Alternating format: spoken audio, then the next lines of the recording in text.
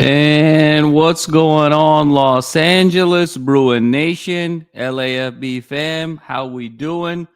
The Madman here for all of your UCLA football needs, and want to get into it. This is a podcast I didn't think I would have to create Sunday morning here after an absolutely devastating loss to UNLV, dropping the Bruins to 0-2, a game that, myself, Thriller, Wayne, we all thought was a very winnable and achievable game. And we'll have Thriller and Wayne on in the days to come as well. But just wanted to kind of get on here to provide sort of an instant analysis and recap of what we saw last night in Las Vegas.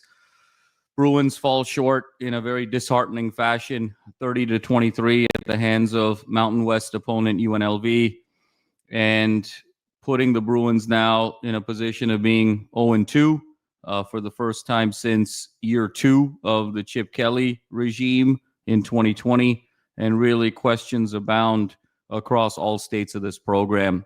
Where to begin? I know that this game, I think for many of us, looked like a tale of two games, if you will. The 23-0 deficit for UCLA. Shockingly, that this team was down 23-0 with about a minute 49 to go in the second quarter. And then the second half of that game from there, minute 49 from the second quarter to the second half onwards, where UCLA outscored UNLV 23-7. And so it felt like a tale of two games. But I'll be honest with you, and I'll break it down here. It really felt like a tale of three games to me. It was the Bruins falling behind 23-0 with a minute 49 to go in the first quarter. And then there was a period where it was the Bruins outscored UNLV 13-7 to bring it to 30-13 was, to me, kind of chapter 2 of this game. And then the final 11 minutes where the Bruins outscored UNLV 10-0 and tried to make a frantic comeback was really chapter 3 of this game. Three very distinct phases to this game in my mind, and I'll break it all down for you here on the one and only LAFB network. But we have to begin with how this team opened. And considering the 43-10 dismantling of this group week 1, and all week, Coach DeShaun Foster speaking about, quote-unquote, this team is close. They're going to turn the corner for this team after that week, and that sort of opportunity for preparation that Coach Foster had with his team to come in and lay the type of egg that they did over the first 28 plus minutes of this game is inexcusable. It's shocking, and it's deeply concerning to the point where you're starting to wonder if Coach DeShaun Foster is in over his head.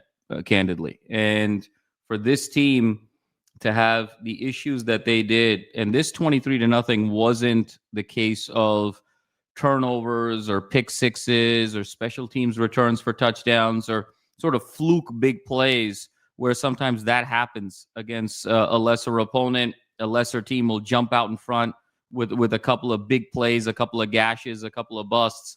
And then as the game settles, kind of the favorite, the better team moves and progresses and matriculates and eats into that lead. This was not the case at all. This was a 23-0 absolute annihilation of UCLA. The Bruins couldn't do anything offensively, couldn't move the ball with any type of consistency. The offensive line was getting blown up with UNLV's defensive line, a team that had given up 440 yards on average over the first 2 weeks to the likes of Idaho State and Sam Houston. And for that group to totally dominate the Bruins in the fashion that they did, 23-0, en route to having 250 total yards of offense in the first half to the Bruins only 110, was just flabbergasting. I mean, you were absolutely stunned as to what you saw in the first half of this game. So much so that my phone was just absolutely blowing up from friends, from family, from my dad, from everyone saying, what is going on here? What is the state of this program? What is the state of leadership with this program? And does anybody even care? The emotion level was unbelievably high, I think, with Bruin Nation. over the course of this first 28 minutes. You saw it on social media, and I certainly experienced that in a very personal and very visceral way. The Bruins just could not get anything done. UNLV did whatever they wanted to do: inside runs, zone stretch runs, fades to the outside, seam routes to the tight end. It just did not matter. There was very little resistance on the defensive side, and offensively, the Bruins just couldn't hold the ball long enough to be able to give their defense a breather. And things snowballed very, very quickly. Nico Iamaleava had that one fumble, but that was on a 4th down run for a no gain. So it wasn't really a turnover per se. Couldn't get anything going. Tip balls, runs were stuffed. Javion Thomas had that initial 32-yard run on UCLA's very first possession. Outside of that, there were no big plays, and you're sitting there at 23-0 saying, my God, I mean, is this potentially a team that could go 0-12 this year? I mean, those were the thoughts that were running through my mind. Is this an 0-12 team? Is this the worst team in UCLA football history? Is this a team that's going to even make it to the end of the season with some semblance of team culture and chemistry? I mean, that was sort of the degree, I think, of panic that we all felt over the first 28 minutes of this game. And the other thing I'll say is what was so disappointing for Coach Foster. And again, I really like DeShaun, and I really hope that he succeeds in this job. But for your first pillar of your entire coaching philosophy to be discipline, and for you to ultimately have 14 penalties for 129 yards last night, after a week off, after a week where you lost by 33 points at home, and this was about pride, playing a Mountain West team as a proud card-carrying member of the Big Ten, it's just shocking. And it's either his message is not being put forward in an appropriate way to these players, the players aren't receiving the message, the players aren't capable of receiving the message, he's not capable of giving the message, but there is a deep disconnect where when you say the first pillar of your philosophy is discipline, then you have 14 penalties for 129 yards. It's inexcusable. I was embarrassed last night as a UCLA alum over the first 28 minutes of this game, and it was just unbelievable emotion, panic, anger, resentment that we all sort of experienced as a Bruin Nation. But then things turned a little bit. And that second chapter of the game, I thought, was interesting. And I actually think the second chapter of the game was one where UCLA maybe got a little bit too much credit for kind of bringing that game closer. So let's not forget, it's 23-0 situationally. UCLA's got the ball, minute 49 to go. From that period until 11 minutes in the fourth quarter when it was 30-13, this is the period I want to zone in on now. That first drive of that period with a minute 49 to go until halftime, UCLA was aided by a ton of UNLV penalties. UNLV had to kick the ball off from their own 15-yard line, allowed UCLA to set up on their own 40. UNLV followed it up with a significant penalty to move the ball down the field. And then there was that very interesting 4th down situation where the throw in the flat to Mikey Matthews on a 3-yard kind of bubble screen. Mikey Matthews was just short. DeShaun Foster chose not to use his last timeout in that particular situation, but failed to be able to bring a game plan together while the officials were reviewing. So after the review, the Bruins ultimately had to burn their final timeout, which really limited their ability to take a shot in the end zone. They get 3 points, but it was a very choppy 3 points. And then that first drive in the third quarter, Bruins go 12 plays, 75 yards, take about 7.5 minutes off the clock. But I'll be honest, that was a drive where it was so difficult to get any sort of flow offensively. I think the Bruins and Tino Sunseri found some things in terms of that intermediate crossing route across the middle, particularly with Quasi Gilmer, and then a little bit with Mikey Matthews. So that started getting the offense going because that was sort of a go-to play. But you had that run by Anthony Woods, and then Armella had the unsportsmanlike conduct on the sideline, brought you back, and it just kept being this, 2 steps forward, 1 step back, 2 steps forward, 1 step back. Ultimately, the Bruins found themselves 4th and 9 at the UNLV 33. I think Iamaleava probably made his best throw until the final drive, finding TMA for 15 yards on that inside slant, 4th and 9, that kept the Bruin drive going. But then ultimately UCLA was still 3rd and 14 at the UNLV 22-yard line and really kind of searching for answers there, but bailed out yet again by a UNLV mistake where Jack Peterson, it was a PI call, bang play. That was the play that Peterson had the ball got ripped out, bounced off his foot, and then the UNLV defensive back was able to recover it and make a return. But that penalty enabled UCLA to get 1st and goal at the 10, and then ultimately Iamaleava found a nice little crossing route there to the tight end for 4 yards and a touchdown, made it 23-10. But it was a very choppy drive and very much aided by UNLV mistakes. And then UNLV got the ball and ultimately first play ran for 8 yards and then inexplicably threw the ball twice. 2nd and 2, 3rd and 2, stopped, and then UCLA got the ball again, goes 14 plays, 52 yards, 7 minutes off the clock there. But unfortunately, that drive, again, felt very choppy. There were some more crossers across the middle.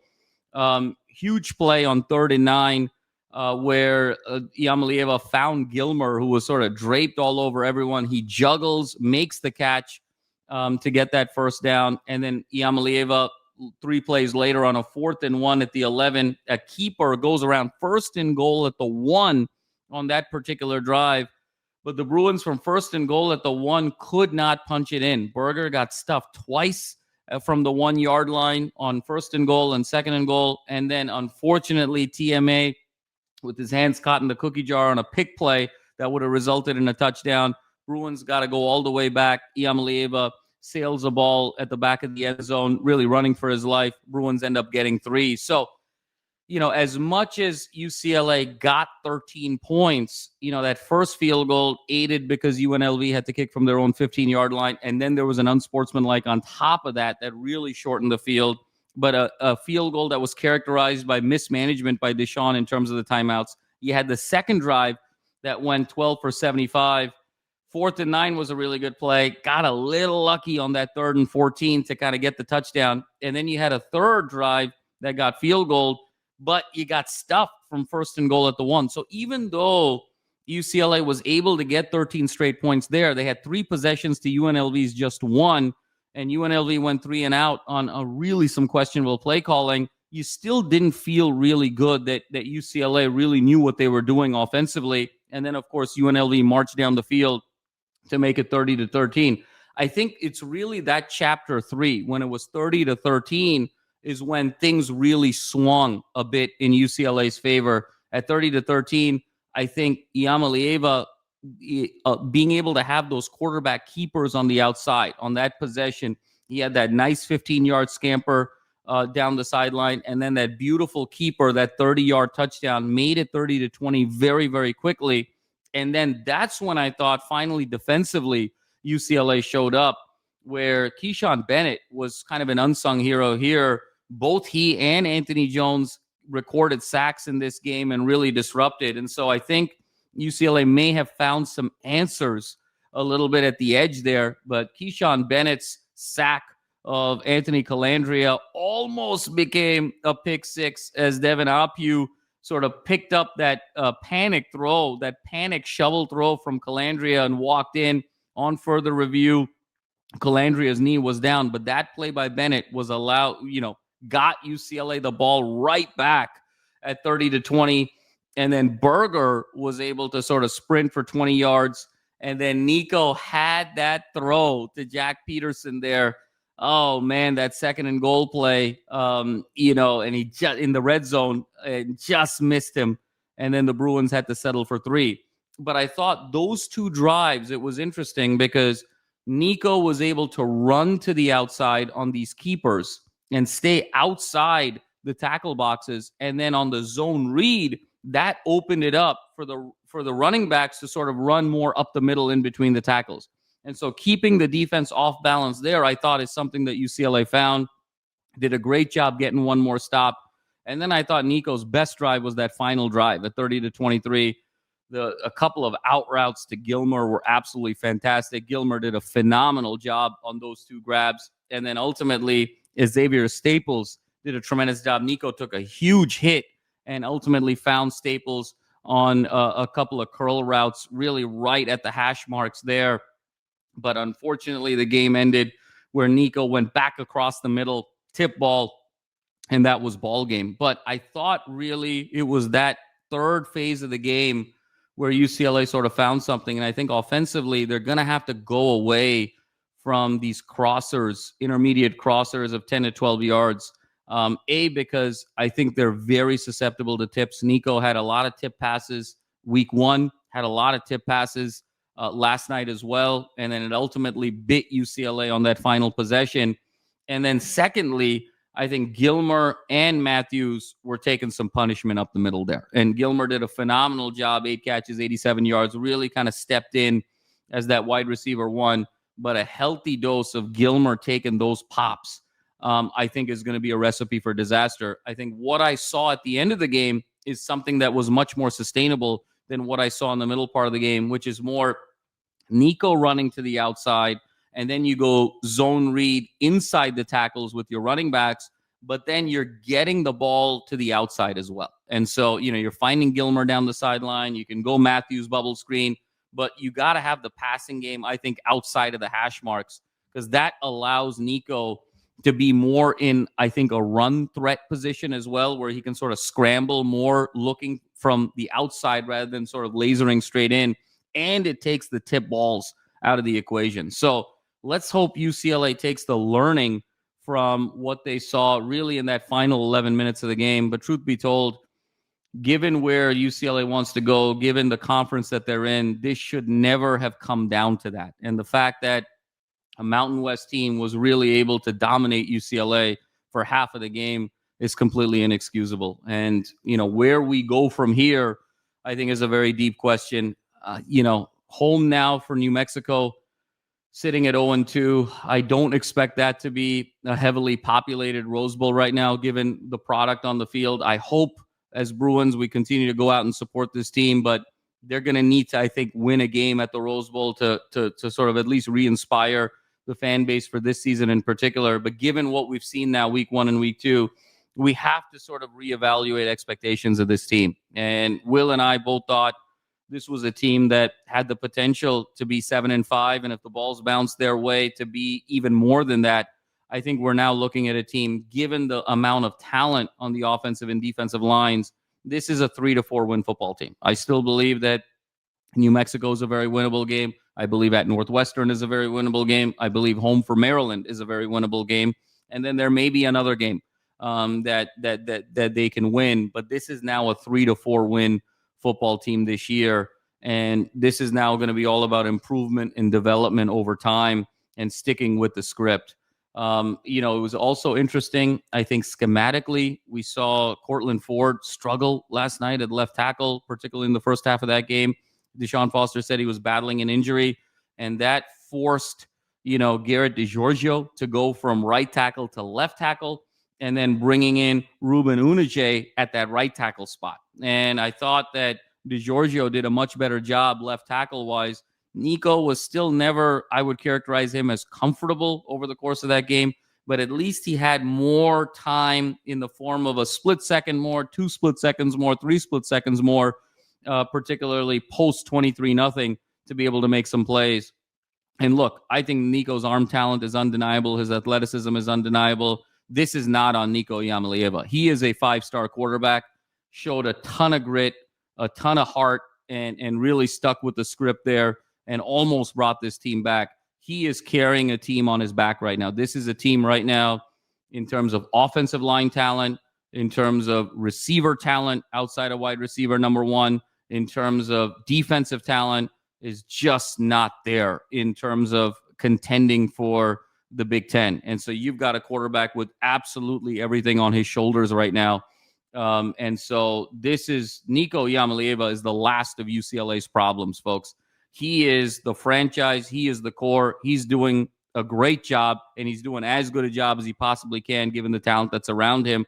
And the one thing I'll say to Nico is this is an ultimate preparation for the NFL, where you really have all the responsibility on your shoulders. Take this as a learning experience for when you ultimately get to the next level, because it's very rare that the quarterbacks from the Blue Bloods, from the Alabamas, from the USCs, from the Georgias, from the Floridas, all of these dynastic teams in the 2000s that had tremendous success, those quarterbacks didn't really pan out in the NFL because they had advantages at every position, at wide receiver, at running back, at offensive line. They had great defenses. And so when they got to the NFL and they needed a ton of responsibility, and so much was put on their shoulders, they didn't know how to respond because they were never prepared for it. So Nico Iamaleava is getting an ultimate education on what it means to be a franchise quarterback on a team that's struggling right now. So lots to unpack there, folks. A lot of emotions, very raw. I know Will is very emotional right now, and Will and I will be back together over the next couple of days. But this was a really difficult pill to swallow, and we just got to focus 1 week at a time and get some improvement here. And it starts with New Mexico. Let's go out. Let's support the team. If they can get that win and get the win at Northwestern, you're at least at 2-2, and you can start having some semblance of momentum. But this is a team that is clearly in a total rebuild situation. Let's hope Anthony Jones, Keyshawn Bennett, we found something there on the edges. Let's continue to sort of build upon that to put some strain on the defense. And let's hope that some of the lessons, or particularly in that fourth quarter of this game, now translate over. Zone read, inside runs, get Nico on the outside, and use the outside sidelines more to be able to throw the ball. Avoid the middle of the field, and let's see what that version of this team can do moving forward. It's been a tough couple of weeks, but continue to keep your heads up. Be loud, be proud, Bruins, always. And oftentimes, the night is darkest before the dawn, as the great Dark Knight would say. And we just got to stick with this team. But before I go, obviously, I have to sort of mention our sponsors as well. Sleeper. Ever heard of the Sleeper app? Here's a little secret. It's more than just a platform for season-long fantasy leagues. This year, millions of users enjoyed playing fantasy sports on Sleeper, but the app offers so much more. Live stats, real-time updates, and visualization on all stats, news feed, get lightning-fast updates on your favorite players and teams, as well as real-time chat. Engage with other users about individual plays and performances during the NFL and NBA seasons. Download the #1 sports app today and experience it for yourself. And again, promo code UCLA LAFB. Well, Bruins, we'll be back together over a couple of days with the Thriller. We'll get the Silver Fox on here. Hopefully lighter days ahead. But we're really in the teeth of it right now at 0-2. And all we can do as fans is support this team moving forward. No matter how we feel about the overall direction, these kids deserve our support, our love. And at this point, it's just all about getting better from one day to the next. And we'll let the results take care of themselves. But we're going to have to temper our expectations this year with this group. This is a 3-4 win team. And hopefully we can kind of get there week over week and build some momentum at the end of this year and going into 2026. But as always, be loud, be proud, Bruins. Keep your chests out. This is UCLA. It was once a great football program. It will be a great football program again. Fours up forever. And we always got your back here on LAFB.